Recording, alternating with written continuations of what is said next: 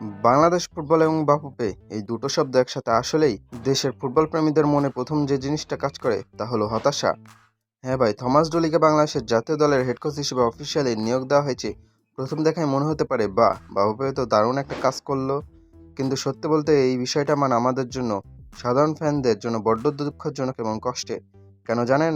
কারণ আমরা খুব ভালো করে জানি বাফুফের এই প্যাকেজিংটা নতুন হলেও ভেতরে পচা ফর্মুলাটা কিন্তু একদম পুরনো। সামনে সান মেরনের বিপক্ষে আমাদের ম্যাচ, আর ডুলি সাহেব নাকি ম্যাচের আগে একজন যোগ্য বিদেশি সহকারী কোচ করছেন। শুধু তাই নয়, ওনার নাকি মহাপরিকল্পনা আছে ভবিষ্যতে আরও 3জন বিদেশি সহকারী নিয়ে একটু ফুল প্রোফাইল বিদেশি কোচিং স্টাফ বানাবেন। শুনতে তো বেশ আকর্ষণীয় আর প্রফেশনাল লাগছে, তাই না? কিন্তু ভেতরের আসল সত্যিটা কি? আসলে সমস্যাটা ডুলি সাহেবের পরিকল্পনায় নয়। সমস্যাটা হলো বাফুফের ওই চেয়ারগুলোতে বসে থাকা কর্মকর্তাদের নিয়ে। বাফুফের এই সস্তা চাপাবাজি আর ফ্যানদের চোখ বেঁধে বোকা বানানো ফর্মুলা এখনও দেশের বাচ্চারা মুখস্থ করে ফেলছে। বিগত বছরগুলোতে আমরা কি দেখেছি? বড় বড় কোচের নাম ঘোষণা করা হয়, প্রেস কনফারেন্সে কোটি টাকা বাজেটের গল্প শোনানো হয়, আর ফ্যানদের বলা হয় এবার আমরা ইউরোপ জয় করব। কিন্তু কাজের সময় রেজাল্ট একদম বিগ জিরো, মাঠের পারফরমেন্সে কোনো উন্নতি নেই। অথচ পেছনে নোংরা রাজনীতি আর অযোগ্যতার গল্পগুলো একই থাকে।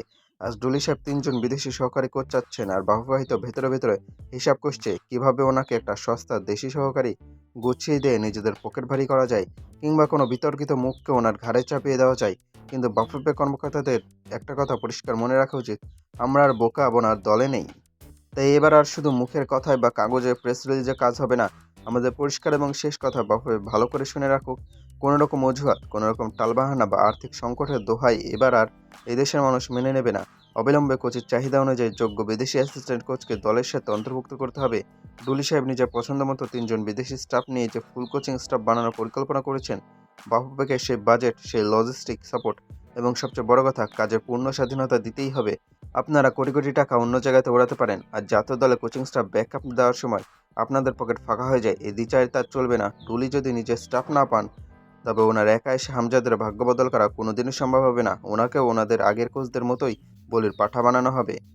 বাফুফে যদি ভেবে থেকে স্রেফ একটা বড় হাই প্রোফাইল নাম ঘোষণা করে ফ্যানদের চোখ চকচকে করে দেবে আর সোশ্যাল মিডিয়ার ক্ষোভের মুখ বন্ধ রাখবে, তবে তারা এখনো বোকার স্বর্গে বাস করছে। এই দেশের ফুটবল প্রেমীরা এখন আর শুধু কোচের প্রোফাইল দেখে তালি বাজায় না, আমরা কাজের কাজ এবং সরাসরি মাঠেই দেখতে চাই। আপনারা টেবিলে বসে কত বড় বড় ফাইল সই করলেন তা দিয়ে আমাদের কিচ্ছু যায় আসে না। মাঠে 90 মিনিটে যদি টেকনিক্যাল কোনো ইমপ্রুভমেন্ট না আসে, যদি কোচের দাবি করা হয় সুযোগ সুবিধা আপনারা নিশ্চিত না করতে পারেন, তবে এই থমাস ডুলি কানা বাফুফের আরেকটি ফ্লপ মার্কেটিং স্ট্যান্ড ছাড়া আর কিছুই হবে না। বাফুফের এই নতুন বিদেশি স্টাফ নাটকের শেষে কোথায় গিয়ে ঠেকবে বলে আপনার মনে হয়? থমাস ডুলিকে ওনার কাঙ্ক্ষিত স্বাধীনতা পাবেন, নাকি বাফুফে আবার ওনার ঘাড়ে নিজেদের পছন্দের মতো হাসান আল মামুনকে অ্যাসিস্ট্যান্ট কোচ হিসেবে চাপিয়ে দেবে?